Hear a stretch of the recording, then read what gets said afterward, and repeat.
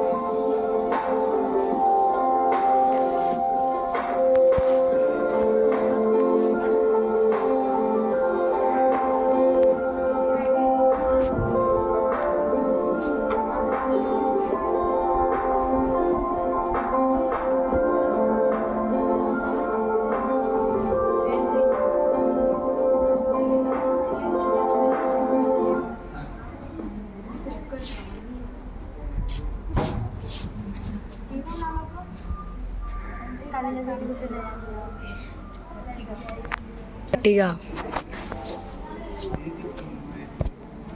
మా health routine ఏంటి? గట్టిగా ఆమె డైలీ హ్యాండ్ వాష్ చేసుకోదు, అట్లనే తింటుంది. మౌత్ వాష్ కూడా సరిగ్గా చేసుకోదు, నీట్నెస్ మెయింటైన్ చేయదు ఆమె. అందుకే నేను